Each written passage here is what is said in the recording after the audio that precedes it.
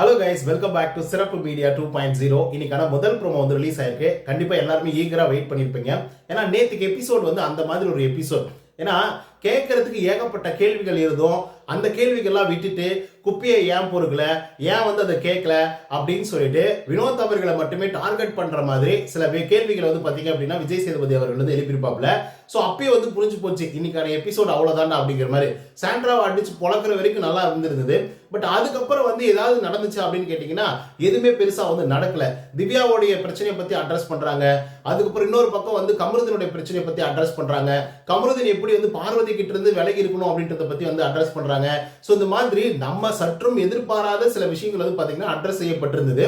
இதெல்லாம் ஒரு விஷயமாப்பா அப்படின்னு கேட்கிற அளவுக்கு தான் அது வந்து இருந்தது.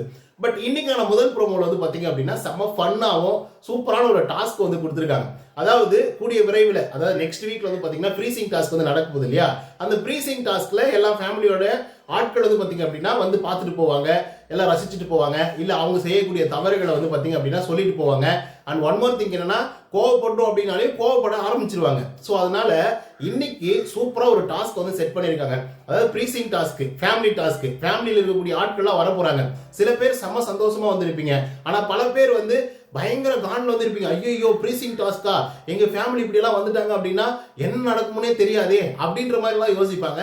சோ அப்படிப்பட்ட ஆட்கள் யாரு, ப்ரீசிங் டாஸ்க்குக்காக வெயிட் பண்ணக்கூடிய ஆட்கள் யாரு, ப்ரீசிங் டாஸ்க்குக்காக பயப்படக்கூடிய ஆட்கள் யாரு அப்படின்னு சொல்லி கேள்வி வந்து எழுப்பப்பட்டிருக்கு. அண்ட் டாஸ்க் வந்து வைக்கப்பட்டிருக்கு. சோ அதுல வந்து பாத்தீங்க அப்படின்னா நம்ம விக்ரம் அவர்கள் வந்து பார்வதியுடைய பேரை வந்து சொல்றாரு. பார்வதியுடைய பேரை சொன்னது மட்டும் இல்லாம, சார் எல்லாருமே சந்தோஷத்தோட தான் வந்து இருப்பாங்க ஃபேமிலியை வரவேற்கிறதுக்கு. ஆனா பார்வதி மட்டும் ரொம்ப காட்ல இருக்காங்க. அது மட்டும் இல்லாம ரொம்ப பயத்துல வந்து இருக்காங்க. ஏன் அப்படின்னா பண்ண சம்பவங்கள்லாம் அந்த மாதிரி அங்கங்க மயக்க கழட்டி வச்சுட்டு வந்து பேசுறது, அதுக்கப்புறம் அட்டாவடியா பேசுறது அப்படின்னு சொல்லி சில வேலைகள் வந்து பண்ணியிருக்காங்க அப்படிங்கிற மாதிரி விக்ரம் அவர்கள் வந்து சொல்லியிருக்காங்க. ஆக்சுவலா நீங்க யோசிச்சு பாருங்களேன், பார்வதி அவர்களை நம்ம எவ்வளவோ காண்டாகி பார்த்திருக்கோம். அதே போல டாஸ்க்குக்காக என்ன வேணாலும் பண்ணி நம்ம வந்து பார்த்திருக்கோம். ஸோ அப்பெல்லாம் நம்ம வந்து அக்செப்ட் பண்ணிக்கிட்டோம் பார்வதியை. எப்படி அக்செப்ட் பண்ணிட்டோம்னா, எல்லாமே டாஸ்க்குக்காக தான் பண்றாங்க, எல்லாருமே வந்து கரெக்டா தானே பண்றாங்க, ஆனா தப்பா கூட இருக்கட்டும், இல்ல நெகட்டிவா கூட வந்து இருக்கட்டும், கண்டென்ட் கொடுக்கறதே அந்த பொண்ணு தானப்பா அப்படிங்கிற மாதிரிலாம் நம்ம வந்து யோசிச்சிருக்கோம். ஆனா இப்போ என்னன்னா பிரச்சனை அப்படின்னா, ஃபேமிலி ரவுண்ட் வந்து வரப்போகுது. அந்த ஃபேமிலியில அவங்க அம்மா வரப்போறாங்க. அவங்க அம்மா வரப்போறாங்க அப்படின்னு சொல்லி போன வாரத்துல இருந்தே வந்து பாத்தீங்கன்னா ஃபீல் பண்ண ஆரம்பிச்சிட்டாங்க, அழுக ஆரம்பிச்சிட்டாங்க. அங்கங்க போய் எங்கெல்லாம் செவுரு இருக்கோ, எங்கெல்லாம் சோபா இருக்கோ அங்கெல்லாம் உட்காந்துக்கிட்டு அழுக ஆரம்பிக்கிறாங்க. ஏன்டா அப்படின்னா, இல்ல எங்க அம்மாவுக்கு என்ன சொல்றதுன்னு எனக்கு வந்து தெரியல, இதை எப்படி எடுத்துப்பாங்க அப்படிங்கிறதே தெரியல அப்படிங்கிற மாதிரி வந்து சொல்றாங்க.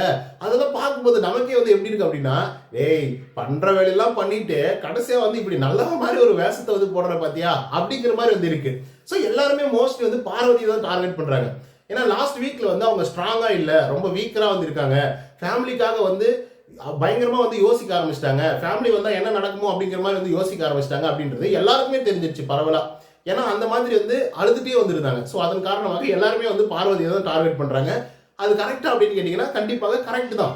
ஸோ அதுக்கடுத்து வந்து பாத்தீங்க அப்படின்னா நம்ம சபரிநாதன் இருக்காருல்ல, அவர் சிறப்பா வந்து சொல்லியிருப்பாரு. செம்ம காமெடியாவும் வந்து சொல்லியிருப்பாரு. ஆக்சுவலா நிறைய பேர் அவரை நோட்டீஸ் பண்றதே இல்ல. செம்ம காமெடி சென்ஸ் இருக்கக்கூடிய ஒரு ஆளு, ரியலாவே சொல்றேன். ஏன்னா அப்படிப்பட்ட ஒரு காமெடி எல்லாம் வந்து பாத்தீங்கன்னா பண்ணிட்டே இருப்பாரு. அதே போல பஞ்ச் லைன்லாம் வேற மாதிரி வந்து போடுவாரு. அந்த மாதிரி இன்னைக்கு ஒரு பஞ்ச் லைன் வந்து போட்டிருக்காப்புல பார்வதிக்கு எதிராக. என்ன தெரியுமா பஞ்சு? சார் எல்லாருக்கும் இது வந்து ஃப்ரீசிங் டாஸ்க், ஆனா பார்வதிக்கு மட்டும் வந்து பாத்தீங்கன்னா ஃப்ரீசர் பாக்ஸ்ல போற டாஸ்க் அப்படிங்கிற மாதிரி வந்து சொல்லியிருப்பாரு. ஃப்ரீசர் பாக்ஸ் அப்படின்றது என்னன்னா, அதாவது இறந்ததுக்கு அப்புறம் வந்து இந்த ஃப்ரீசர் பாக்ஸ்ல வந்து வைப்பாங்க இல்லையா அந்த பாடியை. ஸோ அந்த மாதிரி வந்து பாத்தீங்கன்னா ஒரு காமெடி வந்து பண்ணியிருக்காப்புல. எல்லாரும் பயங்கரமான ஒரு சிரிப்போட வந்து இருந்துட்டு இருக்காங்க. இன்னொரு பக்கம் கனியக்கா எந்திரிச்சு வந்து என்ன சொல்றாங்க அப்படின்னா, ஆதிரைக்கு தான் பயங்கர அல்லே கிடையாது, அவங்க அம்மா வந்து இங்க கொண்டு வந்து வச்சு பார்க்கணும் அப்படின்னு சொல்லி ஆசையில வந்து இருக்காங்க. ஆனா அதுக்கு முன்னாடி அவங்க எவிக்டாய் வெளியே போயிடுவாங்களோ அப்படிங்கிற ஒரு பயமும் வந்து அவங்களுக்குள்ள வந்து இருக்கு. ஸோ அதனால ப்ரீசிங் டாஸ்க் வந்து அவங்களுக்கு ரொம்ப மோசமான ஒரு டாஸ்கா தான் வந்து இருக்கு அப்படிங்கிற மாதிரி ஆதிரைக்கு வந்து சொல்றாங்க. அதுக்கப்புறம் நம்ம எஃப்ஜே வந்து விட்டு வைப்பாங்களா, எஃப்ஜே பண்ண சம்பவங்கள்லாம் அந்த மாதிரி இல்லையா. ஸோ எஃப்ஜே வந்து பாத்தீங்கன்னா நம்ம சுபிக்ஷா போட்டு அடியில வந்து அடிக்கிறாங்க. ஏன்னா கொஞ்சமா வந்து பாத்தீங்க அப்படின்னா அவருக்கு ஒரு பயம் இருக்கு. ஏன்னா எஃப்ஜே பண்ண வேலைகள்லாம் வந்து அந்த மாதிரி, அதுவும் ஆதிரை கிட்ட பண்ண வேலைகள்லாம் அந்த மாதிரி. ஆதிரையோட அம்மா வந்து வந்துட்டாங்க அப்படின்னா எஃப்ஜே என்ன சொல்ல போறாங்க, என்ன செய்ய போறாங்க அப்படிங்கிற ஒரு பயம் வந்து எஃப்ஜேவுக்கு வந்து இருக்கு அப்படிங்கிற மாதிரி வந்து பாத்தீங்கன்னா சுபிக்ஷா வந்து சொல்லியிருக்காங்க. ஸோ எண்ட் ஆஃப் தி டே நம்மளுடைய விஜய் சேதுபதி நல்லா அழகா ஒரு கன்க்ளூஷன் கொடுத்து வந்து முடிச்சிருக்காரு. ஏன்னா ஒருத்தருக்காக நம்ம வெயிட் பண்றது அப்படிங்கிறது ரொம்ப அழகான ஒரு விஷயம், அது ஒரு அற்புதமான ஒரு விஷயம்.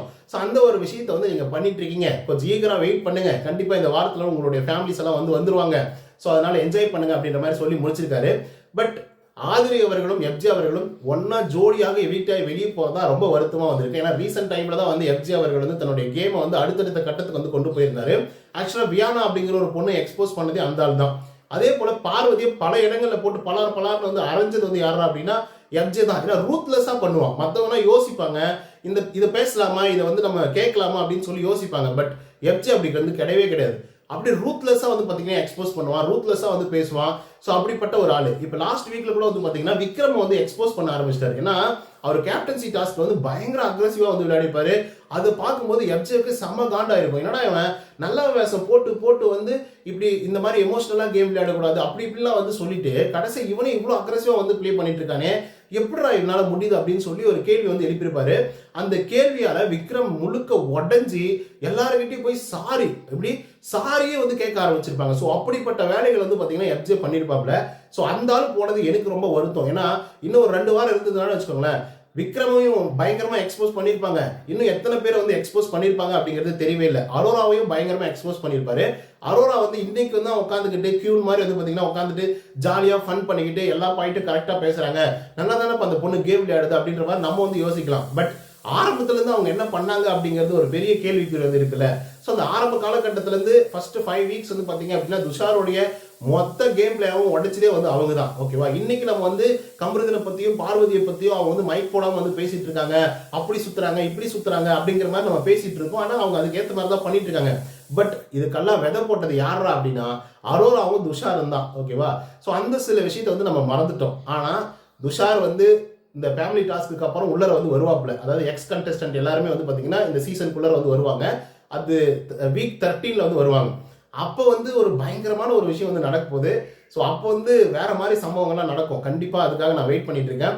ஸோ பொறுத்திருந்து பார்ப்போம். ஓகே மக்களே, ஸோ இது வந்து நான் வீடியோ வந்து பார்த்தீங்கன்னா முகம் காட்டி வந்து போடுற ரீசன் என்ன அப்படின்னு பார்த்தீங்கன்னா காப்பி ரைட்ஸ் வந்து வந்துடுச்சு. ஸோ அதன் காரணமாக இதுக்கப்புறம் மோஸ்ட்லி இந்த மாதிரி தான் வீடியோஸ் வரும்.